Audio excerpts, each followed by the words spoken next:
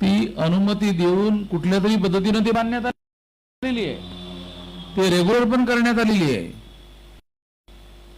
पण आता मात्र त्याच्या विरोधामध्ये अशा प्रकारची कारवाई होत आहे.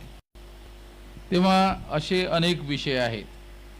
या दोन महत्त्वपूर्ण विषयाच्या अनुषंगाने बिल्डिंग तोडण्याच्या बाबतीमध्ये आणि जे फेरीवाले लोक आहेत, या दोन मुद्द्यावर महाराष्ट्र बंद करता येऊ शकते किंवा या संबंधामध्ये महाराष्ट्र बंदचा आम्ही विचार करत आहोत. लवकरच त्याची घोषणा करण्यात येईल. हे दोन विषय या अनुषंगाने मला जे म्हणायचं आहे ते या ठिकाणी मी तुम्हाला सांगितलं.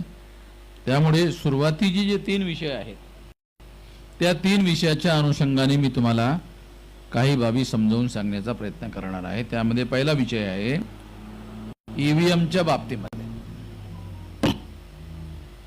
ईव्हीएमचा जो मुद्दा आहे तो ईव्हीएमचा जरी असला तरी तो मूलतः ईव्हीएमचा नसून मतदानाच्या अधिकाराचा आहे. तुम्हाला वाटत असेल की या ईव्हीएमच्या मुद्द्यावर चर्चा चाललेली आहे, परंतु ईव्हीएमच्या मुद्द्यावर चर्चा चाललेली नसून आम्हाला जो मतदानाचा अधिकार देण्यात आलेला आहे तो ईव्हीएम मशीनच्या माध्यमातून संपुष्टात आणण्यात येत आहे. म्हणजे ईव्हीएम मशीनच्या माध्यमातून काय केलं जात आहे तर मतदानाचा अधिकार संपुष्टात आणण्याचं काम केलं जात आहे. मतदानाचा अधिकार काय आहे? मतदानाचा अधिकार हा मूलभूत अधिकार आहे. म्हणजे अधिकार नाही आहे, केवळ मूलभूत अधिकार आहे. हे आपल्या लोकांना, आपले लोक, बरेचसे लोक बाबासाहेब आंबेडकरांनी घटना लिहिली असा आपण सर्व लोक बोलत राहतो. म्हणजे जवळपास सर्वच बोलत राहतो.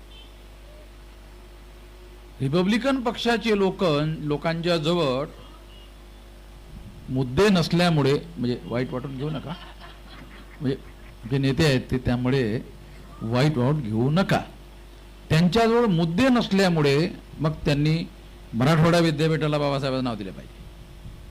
ते त्यांनी 15-20 वर्षापर्यंत चालवलं आणि ते मिळाल्यानंतर आता काय करायचं पुन्हा प्रश्न निर्माण. म्हणजे वस्तुस्थिती सांगून राहिलं, म्हणजे काल्पनिक मुद्दा नाही, हा वस्तुस्थिती सांगून राहिलं. आता काय करायचं?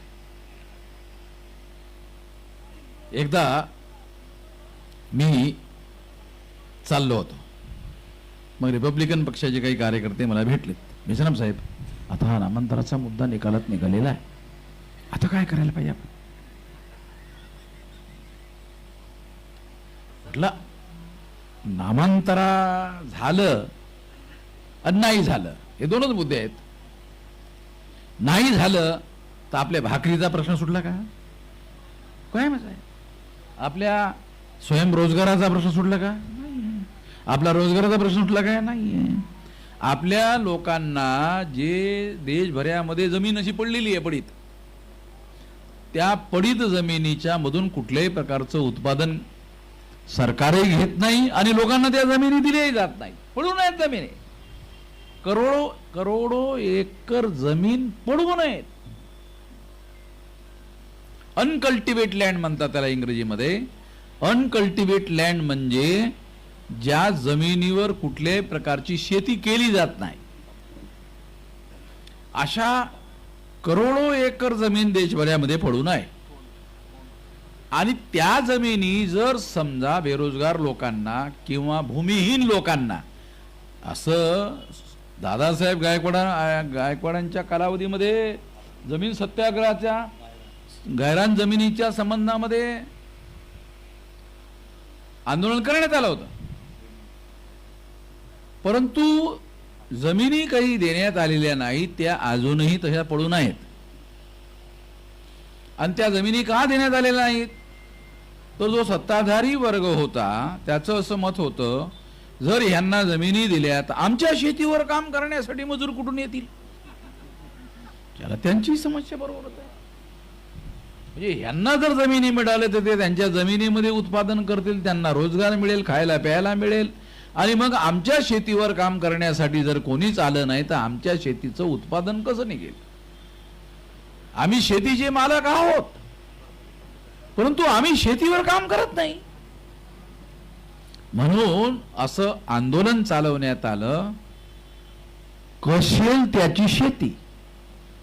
मला कदाचित माहित आहे की नाही माहित नाही, परंतु हे आंदोलन चालवण्यात आलंय, कसेल त्याची शेती. शेती आहे पण कसत नाही. तुम्हाला लक्षात आणून देण्यासाठी सांगून राहिलो, शेती त्याच्याकडे आहे पण तो शेतीवर काम करत नाही. मजुराला सांगून तो करून घेतो. काही लोक निम्मेमध्ये देऊन टाकतात की तू हे शेती कर, तूच पिकव, अर्ध मला दे आणि अर्ध तू खा. म्हणजे जे चालतं ते सांगून राहिलो. मी गावातलाच रहिवासी असल्यामुळे मला माहित आहे. तेव्हा कसेल त्याची शेती, त्यालाच शेती मिळाली पाहिजे जो शेती कसेल आणि उत्पादन काढेल. म्हणून हा मुद्दा आला होता, कसेल त्याची शेती. म्हणून त्याच्यातून एक नवीन प्रश्न निर्माण झाला होता, कसेल त्याची शेती. मग प्रश्न निर्माण झाला, नसेल त्याचं काय? कसेल त्याची शेती ठीक आहे, पण नसेल त्याचं काय? ज्याच्याकडे शेतीच नाही आहे त्याचं काय करायचं? म्हणजे अशी जमीन शिल्लक आहे, ती शिल्लक असलेली जमीन लोकांना दिली पाहिजे. दुसरा मुद्दा या ठिकाणी असा होता, अतिरिक्त जमीन. म्हणजे लँड सीलिंग ऍक्ट निर्माण झाल्या. लँड सीलिंग ऍक्ट म्हणजे काय? काही लोकांकडे 100 acre, 200 acre, 500 acre, 1000 acre limit निर्धारित करण्यात आलं आहे की तुम्हाला 5-10 एकर जमिनीच. जर कोरडवाहू जमीन असेल, म्हणजे ज्या ठिकाणी पाणी नसेल त्या ठिकाणी जास्त एकर शेती ठेवता येईल. आणि जर समजा जमिनीला पाणी मिळत असेल, त्या जमिनीमध्ये विहीर असेल किंवा धरणाचं पाणी मिळत असेल आणि 2 फसली किंवा 3 फसली शेती असेल, कारण वर्षामध्ये 3 फसल किंवा पिकं घेतली जाऊ शकतात 4-4 महिन्याला. आणि जे भाजीपाल्याचं पीक आहे ते तर वर्षाला 2 महिन्यात पीक येतं. जे भाजीचं जे आहे ना, भाजी जे आपल्या शहरामध्ये पालेभाज्या ज्या आहेत, त्या पालेभाज्याचं जे पीक आहे ते 2 महिन्यामध्येच पीक येत आहे. आणि ते पीक आलं, जसं मेथीची भाजी आहे, 2 महिन्यामध्ये ते काढावंच लागतं ना, ते खराब होते, ते लगेच दुसरं काहीतरी घ्यावं लागतं. म्हणजे 3-4 पिकं घेता येतात. भाजीपाल्याची मागणी शहरामध्ये मोठ्या प्रमाणामध्ये आहे. जसजसं शहरीकरण होत आहे, शहरीकरण वाढलेलं आहे. शहरीकरण इतकं प्रचंड वाढलेलं आहे की आता एका मुंबईच्या 2 मुंबई आणि 2 मुंबईच्या 3 मुंबई मला वाटते होऊन राहिलेली. 5वी म्हणजे 5वी मुंबई बनवणं चाललंय. आमचे नेते सांगून राहिले. तर आता नेते सांगितल्यानंतर तर हे आम्हाला विश्वास ठेवण्याशिवाय काय पर्याय नाही. त्यातल्या त्यात रिपब्लिकन पक्षाच्या नेत्यांनी सांगितलं तर ते आम्हाला गॅरंटीनं विश्वास ठेवावा लागतो. काही आमच्यामध्ये मतभेद जरी असले तरी अखेर रिपब्लिकन पक्ष बाबासाहेबांनी सुरू केलेला पक्ष आहे, त्यांच्यावर विश्वास ठेवण्याच्या शिवाय आम्हाला काही पर्याय नाही आहे. तेव्हा मला सांगायचा मुद्दा असा की आपल्याला ईव्हीएम मशीनच्या माध्यमातून आपला सर्वात मोठा अधिकार जो धोक्यात आलेला आहे तो म्हणजे मतदानाचा अधिकार. मतदानाच्या माध्यमातून आपल्याला आमदार निवडता येतात, मतदानाच्याच माध्यमातून खासदार निवडता येतात, मतदानाच्या माध्यमातून निवडून आलेला माणूसच मंत्री होतो, प्रधानमंत्री पण होतो. एवढा महत्वाचा अधिकार मतदानाचा अधिकार. हे म्हणून मतदानाचा अधिकार हा केवळ मतदानाचा अधिकार नसून तो मूलभूत अधिकार आहे. मूलभूत अधिकार आणि अधिकार याच्यातील फरक सुद्धा 75 वर्ष झाले संविधान लागू होऊन आपल्या लोकांना माहीत झालेलं नाही. तेव्हा तो अधिकार नेमका काय? अधिकार आणि मूलभूत अधिकार यामध्ये फरक काय? मूलभूत अधिकाराचं उल्लंघन जर सरकारतर्फे होत असेल तर कुठल्याही नागरिकाला हायकोर्टात आणि सुप्रीम कोर्टामध्ये जाऊन तो अधिकार हायकोर्टातून आणि सुप्रीम कोर्टातून बहाल करून आणता येऊ शकतो. म्हणजे अधिकार साठी कोर्टात सुप्रीम कोर्टात जाता येत नाही उल्लंघन केलं तर. पण मूलभूत अधिकाराचं जर उल्लंघन केलं सरकारनं तर तो बहाल करण्यासाठी हायकोर्टातून सुप्रीम कोर्टातून आदेश आणता येऊ शकते आणि सरकारच्या विरोधामध्ये आदेश आणता येऊ शकते आणि सरकारला मजबूर केलं जाऊ शकते. अन्यथा नागरिकांजवळ एवढी ताकद नसत नाही की जे सरकारला मजबूर करेल. कारण सरकारला मजबूर करण्यासाठी आंदोलनाने होत नसून जन आंदोलन करावं लागते. करोडो लोक जोपर्यंत रस्त्यावर उतरत नाही तोपर्यंत सरकार ऐकायला तयार होत नाही. पण तो न्यायालयाजवळ अधिकार आहे आणि तो अधिकार मूलभूत अधिकार रिस्टोर करण्याचा अधिकार आहे, तो बहाल करण्याचा अधिकार आहे आणि म्हणून कोर्टाच्या माध्यमातून सुद्धा हे अधिकार बहाल केले जात असतात. तेव्हा हे अधिकार मूलभूत अधिकार आहेत. हा फरक आपण या निमित्तानं लक्षात घेतला पाहिजे. तेव्हा ईव्हीएम मशीनच्या माध्यमातून मतदानाचा जो अधिकार आहे तो कसा नष्ट होणार आहे? ईव्हीएम मशीनच्या माध्यमातून मतांची चोरी होत आहे. ईव्हीएम मशीनच्या माध्यमातून मतांची चोरी केली जात आहे, एक मुद्दा. दुसरा, ईव्हीएम मशीन मध्ये चिप लावली जाऊ शकते. तुम्ही मतदान नंतर करताय आणि ईव्हीएम मशीन्स अगोदर तयार केल्या जातात कंपनीमध्ये, फॅक्टरीमध्ये आणि त्या तिकडूनच चिप बसवून आणल्या जाऊ शकतात. टेक्नॉलॉजी आहे. आणि मग तुम्ही वरतून काहीही दाबलं तर काही फरक पडत नाही, त्याचा रेकॉर्ड. एक मशीन अशी बनवली जाऊ शकते की तुम्ही बटन दाबलं तर तुम्हाला दिसते की तुम्ही कुठं उठ दिलं. हे केव्हा झालं माहित आहे? सुरुवातीला जेव्हा ईव्हीएम मशीन मध्ये तुम्ही मतदान करायला जात होता तेव्हा दिसून येत नव्हतं की तुम्ही जिथं बटन दाबलेलं आहे त्याच ठिकाणी तुमचं मतदान रजिस्टर्ड झालेलं आहे हे दिसत नव्हतं. मी सुप्रीम कोर्टामध्ये जाऊन ते दिसण्याची व्यवस्था घडवून आणली. मी सुप्रीम कोर्टामध्ये जाऊन ही व्यवस्था घडवून आणली. ते घडवून आणल्यानंतर सुद्धा माझ्या लक्षात आलं तरीही फ्री, फेअर अँड ट्रान्सपरंट निवडणुका होऊ शकत नाहीत. म्हणून माझी ही लढाई कायम चालू आहे. कारण ईव्हीएम मशीन मध्ये जरी डोळ्यानं दिसत असलं आता की आपण बटन दाबल्यानंतर आपला मतदानाचा अधिकार त्या ठिकाणी रजिस्टर झालेला आहे दिसत असलं तरी त्या दिसल्यानंतर तुमचं मतदान मशीन मध्ये जाते, ईव्हीएम मशीनच्या आतमध्ये जमा होते. हे दिसतं, बटन दाबलं तर डोळ्यानं दिसलं, दिसल्यानंतर मग ते ईव्हीएम मशीन मध्ये जाते. आता दाबणारी मशीन आणि जमा करणारी मशीन दोन वेगवेगळ्या मशीन आहेत. दाबणाऱ्या मशीन मध्ये सुधार घडवून आणलेला आहे, पण जमा करणारी जी मशीन आहे ती तशीच आहे. मग तुम्ही दाबल्यानंतर ते मत गेलं जमा करणाऱ्या मशीन मध्ये. जमा करणाऱ्या मशीन मध्ये व्यवस्था करण्यात आलेली आहे की हे जे आहे केलेलं जे मत आहे ते उडवून लावा. जसं त्याला ऑर्डर देण्यात आलेलं आहे, जशी चिप बनवते उडून लावा, मग ते हवेत उडून जाते.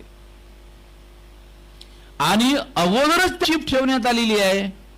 त्या चिप मध्ये अगोदरच ठरवण्यात आलेलं आहे की या बूथ मध्ये इतकी मतं आहेत, इतकी मतं होणार आहेत. होणार म्हणजे घरी बसल्या बसल्या चिप बनवणार नाही तर हे एवढी होणार आहेत, एवढी होणार नाही आहेत, असं अगोदर चिप मध्ये. पण तुम्ही काही दिलेत मत ते रेकॉर्ड मध्येच होत नाही, रेकॉर्ड मध्ये जमा होत नाही. आता हे बॅलेट पेपर आहे. पूर्वी काय होतं, हे बॅलेट पेपर होतं. हे बॅलेट पेपर तुम्हाला दिलं जायचं. मग तुम्ही काय करत होतं बॅलेट पेपरला? बघा कोणाला द्यायचं, कोणाला द्यायचं, कोणाला द्यायचं, कोणाला द्यायचं. अच्छा ठीक ठीक आहे. आता कुत्र्याचं निशाण आहे त्याच्यावर आपल्याला स्टॅम्प मारायला, म्हणजे उदाहरण सांगू राहिलं तुम्हाला, एक्झाम्पल. आता कुठं स्टॅम्प मारायचा, कुठं स्टॅम्प मारायचा, कुठं स्टॅम्प मारायचा, कुत्र्याचं निशाण आहे. ओके ठीक, जाऊ दे. मग कुत्र्याच्या निशाणावर तुम्ही स्टॅम्प मारला. स्टॅम्प मारल्यानंतर काय केलं तुम्ही? असं फोल्ड केलं. असंच करता, असं फोल्ड केलं. हे फोल्ड केल्यानंतर मग बॅलेट बॉक्समध्ये तुम्ही टाकून दिलं. हे बॅलेट बॉक्समध्ये गेले. मग काउंटिंगला काय होतं, मग हे असं काढलं जाते आणि काढल्यानंतर हे असं बघितलं जाते. अरे कुत्र्यावर आलेले आहे, मग कुत्र्याला किती बंड पडले नाही इकडं, घोड्याला गद्याला, म्हणजे अशी वेगवेगळ्या पद्धतीची मतं पडलीत. ही अशी जमा केली जातात आणि मग कोणाला जास्त मतं पडलीत, मग कुत्र्याला जास्त पडलीत का मग कुत्रा निवडून आला.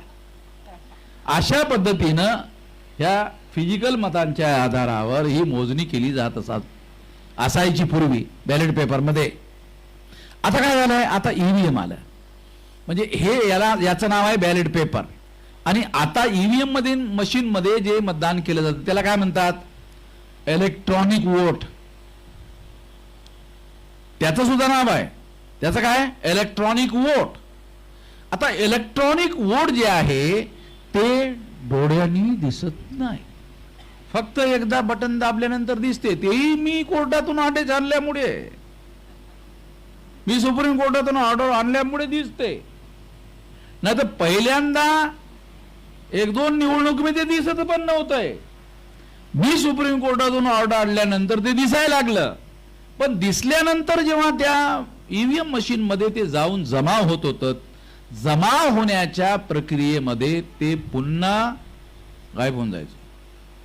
करता येते, कारण टेक्नॉलॉजीमध्ये जशी कराल ती मशीन तसंच काम करते. आणि टेक्नॉलॉजीमध्ये अगोदर करून घेता येते. कंपनीमध्ये तुम्हाला जशा प्रकारची मशीन पाहिजे तशा प्रकारची मशीन तुम्ही बनवू शकता. आता मला नवीन भयंकर माहिती अशी मिळाली की ज्या ठिकाणी त्या मशिनी बनवल्या जात आहेत त्यामध्ये बोर्ड ऑफ डायरेक्टर मध्ये सर्व बीजेपीचे लोक आहेत. म्हणजे जे प्रोडक्शन ज्या ठिकाणी केलं जाते ज्या कंपनीमध्ये, त्या कंपनीचे बोर्ड ऑफ डायरेक्टर म्हणजे निर्णय घेणारे लोक, प्रोडक्शन करणारे लोक सर्व बीजेपीचे लोक आहेत. आता बीजेपीचे लोक म्हणल्यानंतर ते बीजेपीला सुटेबल मशीन बनवून देऊ शकतात. त्यांना जशा मशीन पाहिजेत तशा मशीन बनवून देऊ शकतात. मग काही लोक काय म्हणतात, नाही वामन मेश्राम काहीतरी सांगताय तुम्हाला. अहो ते मतदान करायच्या अगोदर पोल मध्ये टेस्ट केलं जाते मशीनला. अरे हो बरोबर आहे, सुरुवातीच्या याच्यामध्ये काही मतं जे आहे ते त्यांनी तशी ठरवलेली असतात. दुसरं, जसं सर्वच गोष्टी ठरवता येतात तसं तुम्हाला म्हणवता येईल. अरे कांबळे इकडे बरं घे, हे काढ बरं यातले, तुला वाटतं ते 8-10 काढले. मग त्या काढलेल्या याच्यावर तुम्ही पोल टेस्ट करून आले. त्या टेस्टसाठी सुद्धा ईव्हीएम मशीन मध्ये व्यवस्था आहे. पोल टेस्ट मध्ये सुद्धा व्यवस्था आहे. जसं म्हणाल तसं ती कमी मशीन काम करते. ते बनवलेले आहे ना, ते मशीन बनवलेले आहेत. त्या बनवलेल्या मशीन असल्यामुळे ज्या पद्धतीनं त्या मशीननी काम करावं असं आपल्याला वाटते तर ते काम करत राहते. त्यामुळे आपल्याला काय वाटतंय, नाही नाही हे मेश्राम काहीतरी सांगताय हो, आम्ही टेस्ट केलंय. अरे तुमची अक्कल जेवढी आहे तेवढी टेस्ट केलं रे बाबा. तुमची जेवढी अक्कल आहे तेवढी टेस्ट केली. पण वामन मेश्राम जवळ त्याच्या पुढची अक्कल आहे की टेक्नॉलॉजीमध्ये टप्प्याटप्प्यानं दुरुस्ती करता येऊ शकतं. जसं म्हणेल तसं कम्प्युटरमध्ये करता येतं. जशी व्यवस्था टेक्नॉलॉजीमध्ये करायची तसे करता येते. त्या ठिकाणी त्या चंद्रावर माणूस पाठवले. त्या एलन मस्क जो आहे त्यांनी पाठवला. तिथं ती बाई, त्यांचं काय नाव आता तिथंच आहे बरेच दिवसापासून, सुनीता विलियम्स. तेव्हा तो राष्ट्रपती जो आहे ट्रम्प्स, तो त्या एलन कडे गेला. अरे काय आणायचं बघ जरा, त्या बाईला आणायचं. राष्ट्रपती त्याच्याजवळ पाहावा, तो त्याला म्हणतो जरा बघ जरा. हो आणतो थोडा वेळ लागेल पण आणतो. आता काय तर ते 19 तारखेला ती बाई येणार आहे. म्हणजे राष्ट्रपती जरी शक्तिशाली असला तरी तो त्याला म्हणतो की जरा आण रे लवकर रे, बरेच दिवस झाले तिला खाय प्यायला. कसं खात असेल त्या ठिकाणी टॉयलेटची काय सिस्टम वगैरे आहे तिला काय मला माहीत नाही आहे. परंतु इतके दिवसपर्यंत त्या ठिकाणी काय करत असेल ते, म्हणजे एवढी भयंकर परिस्थितीमध्ये त्याला आणलं पाहिजे. मग तो म्हणतो ठीक आहे आणू. 19 तारखेला काहीतरी, या 19 तारखेला ते आणतायत. म्हणजे टेक्नॉलॉजीमध्ये एवढं मोठ्या प्रमाणामध्ये प्रचंड मोठी ताकद आहे. म्हणजे पूर्वी आपण ज्याला ईश्वर किंवा भगवान म्हणत होतो, आता जवळपास ईश्वराचं किंवा भगवान सारखंच काम करून राहिले टेक्नॉलॉजी. म्हणजे आश्चर्यकारक काय आहे की ते त्या चंद्रावर, तिथं आपण चंद्रालाच भगवान मानणारे लोक आता त्या चंद्रावरच आमचे लोक जाऊन राहून राहिलेत. तिथं ते करून राहिलेत आणि तिथं त्या चंद्रावर पाय देऊन इकडे येऊन राहिलेत. ज्याला आम्ही भगवान मानत होतो, चंदा बाबा असं म्हणत होतो, तिथं पाय देऊन येऊन राहिलेत, त्याच्यावर पाय ठेवून येऊन राहिलेत. आणि ते चंद्र सुद्धा काय जमीनच आहे. तिथं कोणते पिकं घेतले जाऊ शकतात त्याच्यावर रिसर्च चाललेला आहे चंद्रावर. म्हणजे आता तिथली माती आणली जाणार आहे, त्या मातीमध्ये कोणती पिकं येऊ शकतात आणि ती त्या ठिकाणी पाण्याची व्यवस्था आहे किंवा नाही आहे, पाणी नसताना कसं पीक घेता येईल, अशा पद्धतीचं काहीतरी चाललेलं आहे. म्हणजे एवढ्या मोठ्या प्रमाणामध्ये ज्याला आपण असं म्हणू शकतो साला हे ईश्वराचंच काम हे लोक करून राहिले. आता सध्या आपल्या जमिनीवर वरसादीचं पाणी भगवाननं पाठवलं नाही तर पीक येत नाही, पण ते म्हणून राहिले चंद्रावर बगैर पाण्यानंच आपण पीक घेऊ. म्हणजे ईश्वराचंच काम चाललंय अंदर एक प्रकारचं. इकडं आम्ही बरसादीशिवाय पीक घ्यायला शकत नाही, तिथं बगैर बरसादीनंच यायला पीक येणार म्हणल्यानंतर मग भगवानचंच काम चाललेलं दिसतंय. म्हणजे असा मोठा बदल साऱ्या जगामध्ये या टेक्नॉलॉजीनी घडवून आणलेला आहे. ही परिस्थिती आज आपल्याला समजून घेणं फार आवश्यक आहे. आणि त्यामुळे एवढा मोठा जर बदल टेक्नॉलॉजीमध्ये घडवून आणता येऊ शकत असेल तर ईव्हीएम मशीन मध्ये काय करता येऊ शकत, ईव्हीएम मशीन मध्ये का करता येऊ शकत नाही? ईव्हीएम मशीन मध्ये संख्यामध्ये बदल करण्याचा मुद्दा का करता येऊ शकत नाही? निश्चितपणे करता येऊ शकतो. आणि तशा पद्धतीनं ह्या सर्व बाबी सध्या चाललेल्या आहेत. अगोदरच निर्धारित करून ठेवले जाते कोण निवडून येणार. म्हणजे ईव्हीएम मशीन मुळे जर निवडणुका अशा पद्धतीनं घेतल्या जात असतील आणि अशा पद्धतीनं आमदार खासदार निवडून येत असतील तर मात्र आपल्याला ही लोकशाही जिवंत आहे का? लोकांना आपले आमदार खासदार निवडण्याचा अधिकार भारतीय घटनेने दिला, त्यावर ही लोकशाही उभी होती. त्यावर असं म्हटलं जायचं की जनतेला आपले आमदार खासदार निवडण्याचा अधिकार आहे आणि त्यांनी निवडून दिलेल्या आमदार खासदाराच्या माध्यमातून सरकार बनवलं जाणार, याला नाव दिलं गेलं लोकशाही. जर आमच्या ऐवजी मतदाराच्या ऐवजी ईव्हीएम मशीनच जर समजा आमदार खासदार निवडून आणत असेल तर मग ही लोकशाही अस्तित्वात राहिलेली नसून ईव्हीएम शाही, तिचं एक वेगळं नाव द्यावं लागेल, ईव्हीएम शाही. कारण लोक त्याच्यातून गायब झालेत. लोकशाही कारण लोक निवडत होते म्हणून लोकशाही. आता लोक निवडून आणूनच राहिले तर कोण निवडून आणून राहिले? ईव्हीएम आणून राहिले. म्हणून त्या पद्धतीचं त्या शाहीचं नाव आता लोकशाही ठेवता येऊ शकणार नाही, तर त्या शाहीचं नाव ईव्हीएम शाही ठेवावं लागेल. म्हणजे सध्या जे काही चालू आहे ती ईव्हीएम शाही आहे. आता एक उदाहरण म्हणून तुम्हाला सांगतो. आपल्याला काय वाटते? नरेंद्र मोदी देशाचा प्रधानमंत्री आहे असं आपल्याला वाटते की नाही? सर्वांनाच वाटते. पेपरवाले सुद्धा म्हणतात. ते कसे म्हणतात? प्रधानमंत्री नरेंद्र मोदी. मग आपल्याला पेपरवाले सुद्धा प्रधानमंत्री म्हणतात त्यांना. त्यामुळे मग आपल्याला सुद्धा त्यांना प्रधानमंत्री म्हणल्याशिवाय काही मार्ग नाही.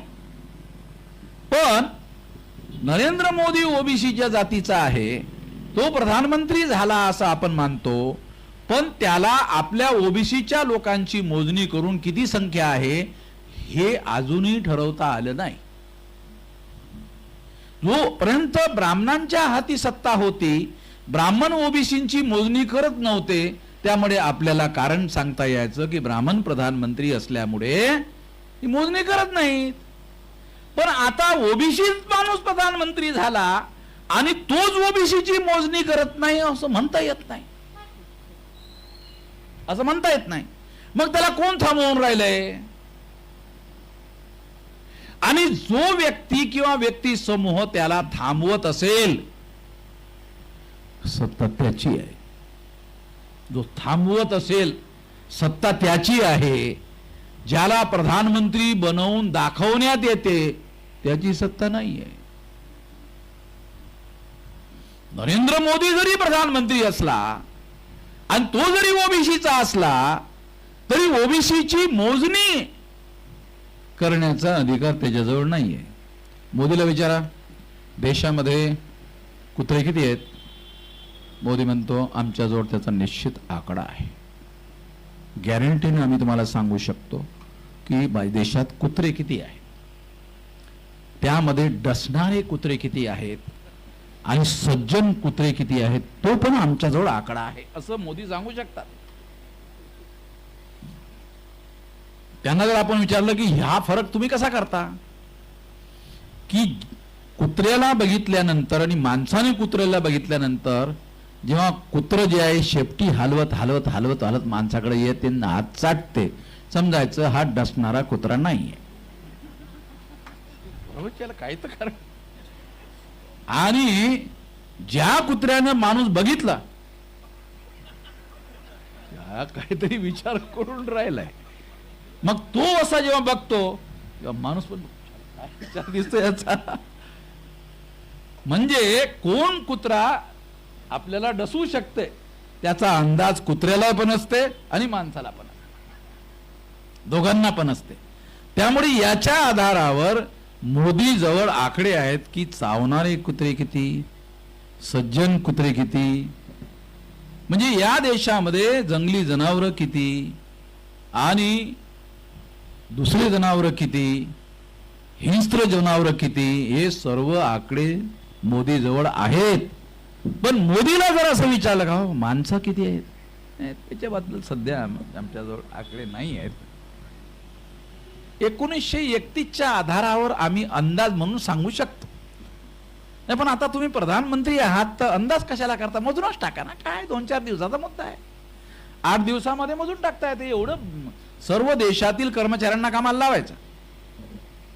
सेंट्रल गव्हर्नमेंटचे कर्मचारी, स्टेट गव्हर्नमेंटचे कर्मचारी, महानगरपालिकेचे, नगरपालिकेचे, ग्रामपंचायतीचे, जिल्हा पंचायतचे, तालुका पंचायतचे जेवढे काही कर्मचारी आहेत त्या कर्मचाऱ्यांना कामाला लावलं 3 ते 4 दिवसामध्ये, जास्त होईल ना, 3-4 दिवस जास्तीत जास्त एका हप्त्यामध्ये संपूर्ण जनसंख्या मोजता येऊ शकते, पूर्ण डाटा सहित. तेव्हा हे सर्व असताना मोजणी केली जात नाही, तर नरेंद्र मोदी त्यांच्याजवळ अधिकार आहे, परंतु नरेंद्र मोदी ओबीसीचा असून सुद्धा मोजणी करत नाही आहे. याचा अर्थ असा की मोदीच्या जवळ मोजणी करण्याचे अधिकार नाही आहेत. मग ते अधिकार कोणाकडे आहेत? या RSSच्या लोकांनी नरेंद्र मोदीला यांना प्रधानमंत्री पदासाठी निवडलं, त्या निवडणाऱ्या लोकांमध्ये आणि मोदींमध्ये काहीतरी गुप्त समझोता झाला असेल असं म्हणण्याला वाव आहे. तो वाव का आहे? कारण मोदी प्रधानमंत्री आहे, पण मोजण्याच्या बाबतीमध्ये मोजणी करण्याचा मुद्दा सोडा, नरेंद्र मोदी मोजणार आहे नाही मोजणार आहे याच्याबद्दल हवा सुद्धा लागू देत नाही, बोलतच नाही. असा कुठला विषय भारतामध्ये अस्तित्वात आहे असं शो सुद्धा करत नाही. जेव्हा की हा एक मोठा नॅशनल इश्यू आहे, हा एक मोठा इश्यू आहे, हा एक ज्वलंत इश्यू आहे. आणि आजच्या याच्यामध्ये एक बातमी आलेली आहे मोजण्याच्या संदर्भामध्ये, तेव्हा प्रेशर पडत आहे. आता आम्ही भारत बंद करत आहोत ना, त्यामुळे आजच्या पेपरामध्ये बातमी आलेली आहे. मी याला वाचून दाखवलंय कोणाला तरी, सकाळ पेपरमध्ये बातमी आहे.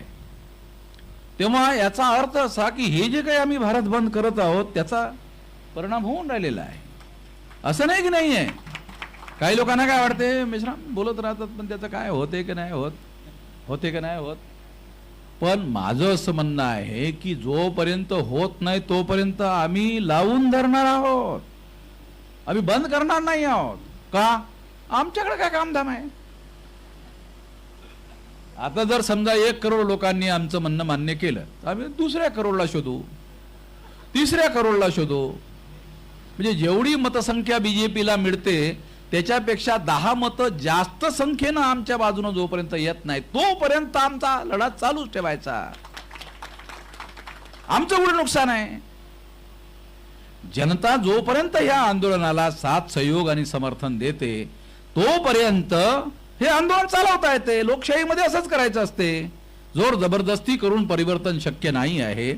परिवर्तन लोकशाहीमध्ये लोकांना सोबत घेऊनच करायचं असते. मग सोबत घेण्यासाठी वेळ लागतो. It will take its own time. वेळ लागतंय. मग पेशन्स ठेवणं आवश्यक आहे. मी 19 वर्षाचं असताना हे आंदोलनामध्ये सहभागी घेणं सुरू केले. आता माझं 68वं वर्ष चालू आहे. म्हणजे जवळपास 50 वर्ष झाली.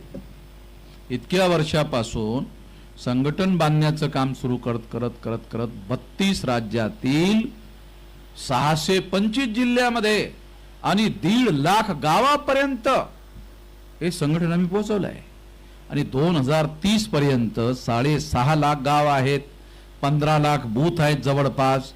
यामध्ये हे संघटन 2030 पर्यंत 15 लाख बूथ पर्यंत आणि बूथच्या खाली schedule caste, most backward schedule caste, extreme backward schedule caste, schedule tribe, most backward schedule tribe, nomadic tribe, MBC, OBC, मायनॉरिटीमध्ये मुस्लिम, शीख, ईसाई, बुद्धिस्ट, जैन, लिंगायत असे 14 ते 15 सामाजिक समूहाचे ग्रुप आहेत.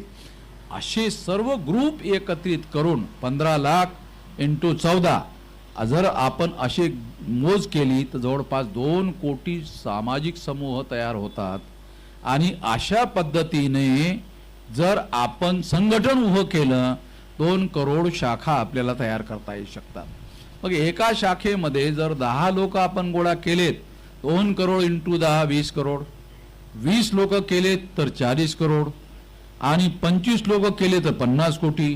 मग 50 कोटी लोक जर आपण संघटनेच्या प्रभावामध्ये आणलेत आणि 50 कोटी लोकांना जर रस्त्यावर उतरवलं तर हे आंदोलन राहणार नाही.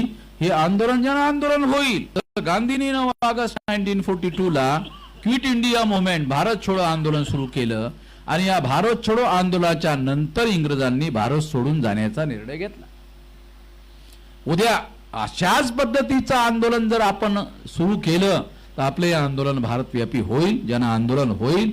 आणि या देशातील ब्राह्मणांना जरी भारत सोडून जावं लागलं नाही तरी तसे ते आता ब्राह्मण लोक आपल्या मुलांना विदेशामध्ये शिक्षणासाठी पाठवतात आणि शिक्षणासाठी पाठवल्यानंतर ते आपल्या मुलाला म्हणतात कसं चाललंय अभ्यास? चांगलं चाललंय.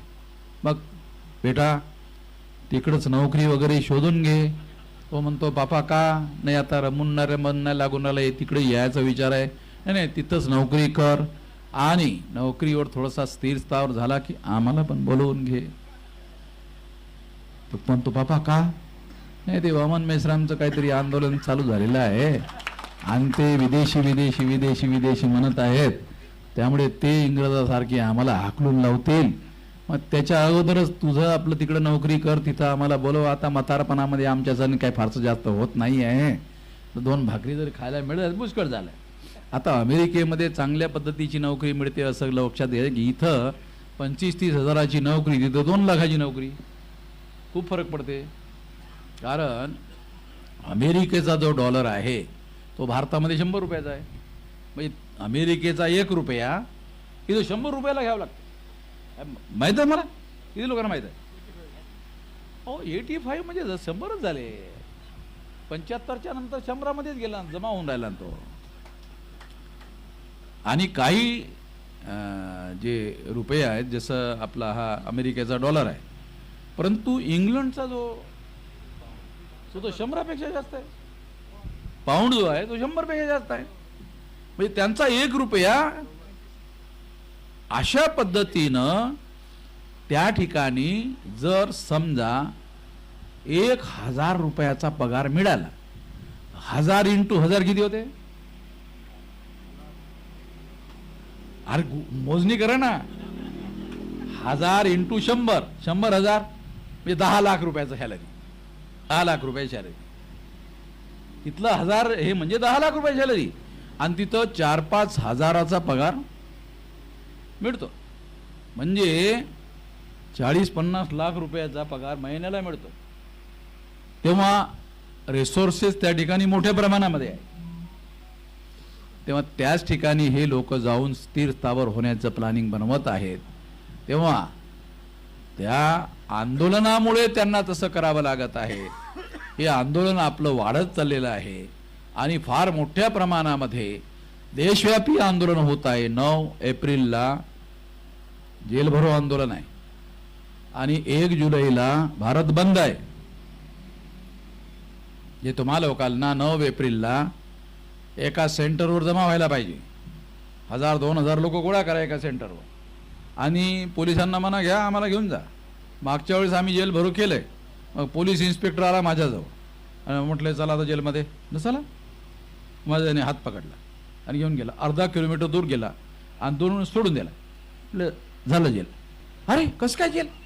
इथं कुठं जेल आहे का? नाही म्हटलं ह्यालाच जेल म्हणतात. अरे पण तुम्ही मला असं म्हटलं ना जेलमध्ये घेऊन जातो तुम्हाला. मग तुम्ही जेलमध्ये घेऊन जा ना. अहो जागा कुठं आहे जेलमध्ये?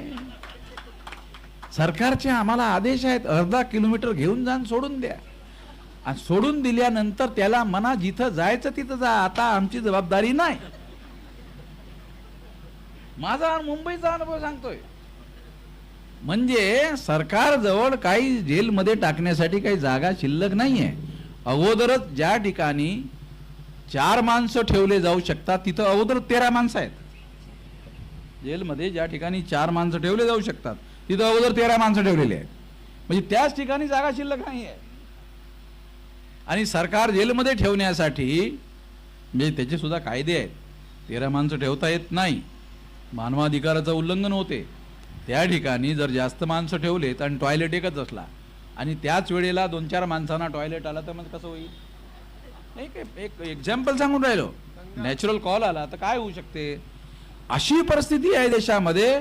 कुठल्याच क्षेत्रामध्ये कायदा आणि सुव्यवस्था लागू नाही, अस्तित्वात नाही. सरकार ज्या ठिकाणी कायदे लागू करते त्या ठिकाणी सुद्धा कायदा अस्तित्वात नाहीये. तेव्हा परिस्थिती ही अशी अनियंत्रित झालेली आहे. या अनियंत्रित परिस्थितीचं मूळ कारण काय आहे की राज्यकर्ताच कायद्यानं निवडून येऊन राहिलेला नाहीये. तो ईव्हीएम मशीन मधून निवडून येत आहे. तो काही मतदानाच्या आधारावर निवडून येत नाही आहे. त्यामुळे मतदारांच्या प्रती त्यांची कुठली जबाबदारी नाही. पूर्वी जेव्हा मतदारांच्या मतदानाचे लोक निवडून येत असायचे त्यावेळेस ते काय करायचे? निवडणुकीमध्ये नमस्कार कांबळे साहेब म्हणाल, नमस्कार कांबळे साहेब. म्हणजे कांबळेला जिथं जायला कुत्र विचारत नाही त्याला त्या कांबळे आणि साहेब म्हणजे 1 दिवसासाठी तरी कमीत कमी कांबळे साहेब होते. त्यालाही बरं वाटते चायला. आणि तो 5 वर्षासाठी मतदान देऊन टाकतो. साहेब म्हणल्या देऊन टाकते चायला. म्हणजे जाऊ दे म्हणजे आपले लोक एवढे उदार आहेत. अरे साहेब म्हटलं ते. मी त्याला म्हटलं अरे कसं दिलं त्याला? साहेब म्हटलं. अरे पण 5 वर्ष ढुंगणात नाथा मारणार आहे ना. ते मारू दे म्हणे पण साहेब म्हटला बस झालं. म्हणजे एवढे आपले लोक जे आहेत त्यांना मतदाराचा अधिकार हा कशासाठी बाबासाहेब आंबेडकरांनी 108 वर्ष संघर्ष केलाय. फुले शाहू आंबेडकर यांचं कॅल्क्युलेशन केलं आंदोलनाचं 108 वर्ष. 108 वर्षाच्या आंदोलनानंतर मतदानाचा अधिकार मिळाला. त्याबद्दल आमचे महापुरुष संतुष्ट झालेत. आमच्या एवढ्या आंदोलनामधून काय अधिकार मिळाला? मतदानाचा. आणि मतदानाच्या अधिकाराबद्दल आमचे महापुरुष संतुष्ट झालेत. हे लक्षात घ्या. महत्त्वाचा मुद्दा आहे. मतदानाच्या अधिकारामुळे आमचे महापुरुष संतुष्ट झालेत. का?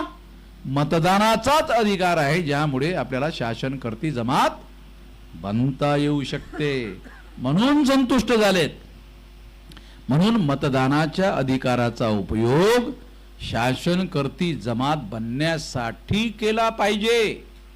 मी मतदानाच्या दिवशी एक वेळेला फिरण्यासाठी गेलो तेव्हा काही लोक बसले होते. मी त्यांना विचारलं हो मतदान करून आलात का? नाही म्हटले 4 वाजलेत म्हटलं वेळ आहे. वाट बघून राहिलो. कशाची? नाही म्हटलं ते येणार होते आणखी आले नाहीत ती वाट बघून राहिलो. म्हणजे पैसे घेऊन लोक येणार त्याला थोडा उशीर झाला म्हटले. ते येतो म्हटले होते ते आले नाहीत आणखी. आणि ते आल्यानंतर मग आम्ही मतदानाला जाणार आहोत. म्हणजे राज्यकर्त्या लोकांनी, ज्यांच्याजवळ मतदान नाही आहे, ज्यांच्याजवळ संख्या नाही आहे, ब्राह्मणांची संख्या 3.5% आहे, त्यांचाच विरोधी पक्ष आहे, त्यांचाच सरकारी पक्ष आहे आणि त्यांच्याजवळच काळा पैसा आहे, त्या काळ्या पैशाच्या आधारावर आमच्या लोकांची मतं खरेदी करतात. आमच्या लोकांची मतं खरेदी करतात आणि खरेदी करून अल्पजन लोकांचं राज्य बहुजन लोकांवर स्थापित करतात. असं चाललेलं आहे. त्यामुळे यामध्ये बदल घडवून आणला पाहिजे. मग यामध्ये बदल कसा घडवून आणता येईल? आपलं आंदोलन, जनसंघटन निर्माण करता आलं पाहिजे. त्या माध्यमातून जन आंदोलन निर्माण करता आलं पाहिजे. जर मतपेटीमधून जर हा बदल ते थांबवत असतील भ्रष्टाचाराच्या माध्यमातून, तर भ्रष्टाचाराचा मुद्दा बनवून देशव्यापी जन आंदोलन केलं पाहिजे. आणि त्या जन आंदोलनाच्या माध्यमातून जर इंग्रज भारतातून पडून गेले, जाऊ शकले, तर ह्या समस्यांचं बंदोबस्त करता येऊ शकत नाही असं म्हणणं बरोबर नाही. करता येऊ शकते. यासाठी आपल्याला जनसंघटन आणि जनसंग्राम करण्यासाठी समाजाची तयारी करून घेणं आवश्यक आहे. फार प्रचंड मोठं आंदोलन उभं आपण करू शकतो. त्यासाठी 9 एप्रिलला जेल भरो आणि 1 जुलैला भारत बंद करण्याची आपली योजना आहे. यामधून काही समर्थन मिळेल, काही राहील, तर 2030 पर्यंत 15 लाख बूथपर्यंतचं विशाल संघटन उभं करण्याची योजना आहे. त्यासाठी तयारी चाललेली आहे. यशस्वी होण्याची 200% गॅरंटी आहे. त्यासाठी तुम्हाला आखरी अपील करतो की या आंदोलनाला साथ, सहयोग आणि समर्थन करा, अशी अपेक्षा व्यक्त करून आपण माझं म्हणणं शांतपणे ऐकून घेतलात त्याबद्दल धन्यवाद.